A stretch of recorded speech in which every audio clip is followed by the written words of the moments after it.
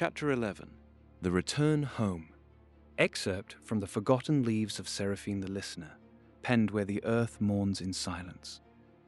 Some roads return you to doors that no longer open the same. The hearth may still burn, but its warmth will test you. A son may carry the belt of his father, but it is not the leather that bears the legacy. It is the silence he breaks, and the fields he dares to sow anew. Grief teaches, but purpose, if chosen, remembers the path forward. They moved in quiet, Kael, Thorn, and Fergus, their boots worn, their shadows longer than when they'd left. The path felt narrower than it had months ago. The fence posts leaned further, the ruts deeper, as if the land itself had aged with them. Kael glanced to the side and saw the spot where Cassie had once waved them off, her ribbon flapping in the wind. The post she stood beside was cracked now, the ribbon gone. He gripped the strap of his father's pack a little tighter. A shape walked behind them, unseen but felt. Kaelric, absent and yet present in every silence. The homestead loomed ahead, timbered, weather-worn, windows fogged from the morning chill. It stood just as they left it, and yet it felt changed, like a painting they remembered from a dream, only to find the colors now faded and the corners torn. The sun breached the horizon, spilling amber over the hills. Light filtered through the old oaks like a quiet prayer, gilding the worn shingles, the crooked fence, the barn with its leaning shadow. A lone thrush trilled in the trees. Its song was thin, hesitant.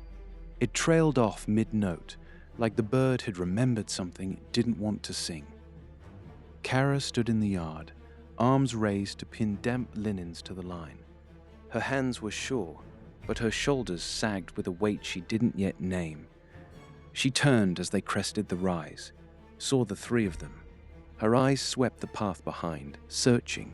For a heartbeat, something lit behind her eyes, expectation, relief, as though she might see a familiar gait appear behind the boys, slow, steady, tired from the road.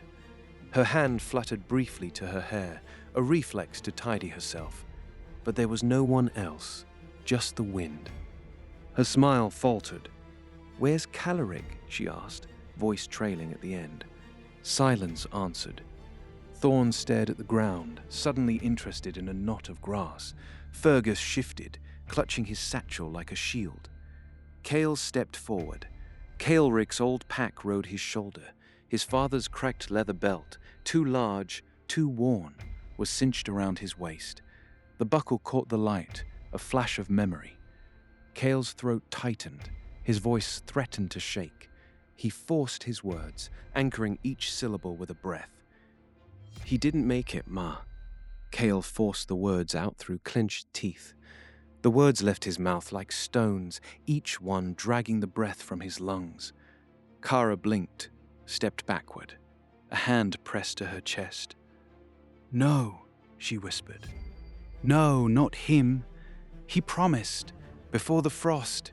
He said he'd be back." From the barn, Bion emerged, axe slung over his shoulder. His arms had grown, his face hardened with months of work. He paused, reading Kara's expression before the words ever reached him. At the door, Cassie leaned on the frame, fingers smudged with ink, face pale. Her eyes locked on Kael's belt, her jaw trembling. "He fought for me." Kael's voice was steady, though grief pulled at its edges. "Took an arrow meant for me. Didn't hesitate." Kara's legs buckled. Kael caught her, holding tight as she sobbed against his coat, her grief raw, uncontained. She smelled of sage, flower, wood smoke, and sorrow. Bion turned back toward the fields, shoulders squared, eyes shining with unshed tears.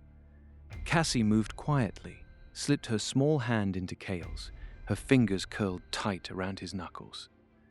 Inside, the farmhouse was dim. The door creaked just as it always had, low and complaining. The scent of sage and old bread clung to the air like a memory refusing to leave. Floorboards groaned beneath their feet, each step a note in a song they hadn't meant to sing. The hearth's embers glowed softly, fighting against the cold creeping in from the walls. Kael set Kaelric's leather pouch on the table, its ties loosened with a familiar tug. Kael remembered his father untying it once to pay a smith. The same knot, the same twist of leather. His fingers moved through the motion like a ritual half-remembered. Gold coins spilled out, worn, royal minted, glinting like fireflies against the old pine grain. Kael opened the pouch and set it on the table, his voice hushed but certain. Over 150 gold. He gave it to us, said we should build something worth a damn. Boyon's jaw clenched, his voice when it came was sharp. Gold doesn't bring back a father. Who's going to plow the South Ridge, or patch the roof before winter? Cassie's voice came quiet and cracked. Who'll hum his songs when the frost comes? Kael looked around the room.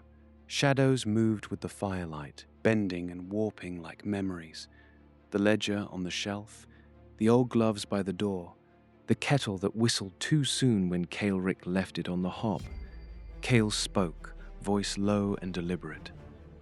We could stop working if we wanted, but I don't want that. I want to rise. I want to build something Dar would have cheered for.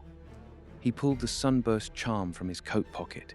It gleamed, silver with blue enamel, shaped like a dawn star, the symbol of Vel Seren's blessing, a relic of the coronation, a gift from the princess, and now a symbol of burden.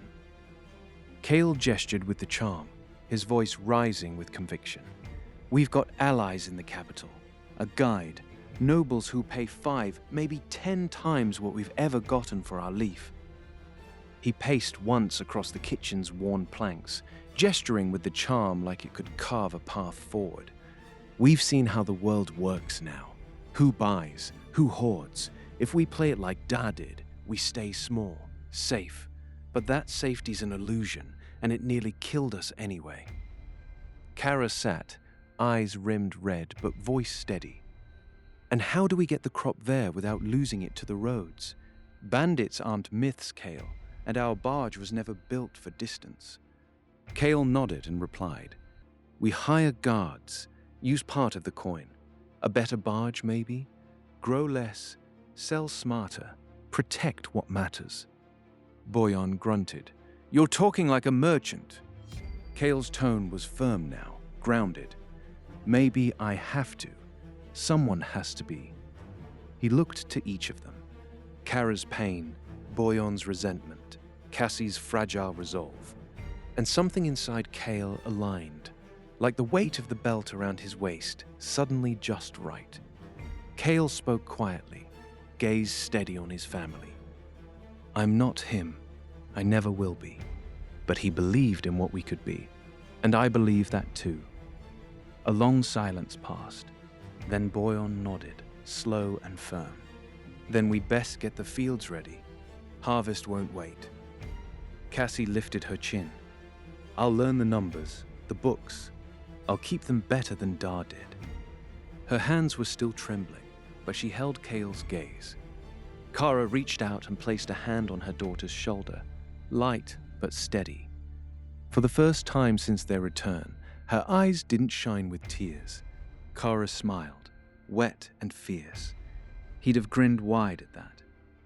That night, after the dishes were washed and the hearth restoked, Kael stepped outside. The sky overhead was thick with stars, no moons, just cold brilliance. The air bit at his cheeks, dry and sharp, but Kael barely noticed. In the hush of night, every sound was louder, his breath, the creak of barnwood, the distant rustle of a fox in the brush. He walked the edge of the field where the wind bent the tobacco stalks like bowed pilgrims. From his pocket, he took the charm and the knife, one from the future, one from the past. He stood there between them. His thumb traced the blade's handle, the charm's edge, past and future. One had drawn blood, one had drawn eyes. Both had changed him. He closed his fist around them, and let the wind press against his back. And for the first time, he didn't feel like a boy looking homeward. He felt like a man looking forward.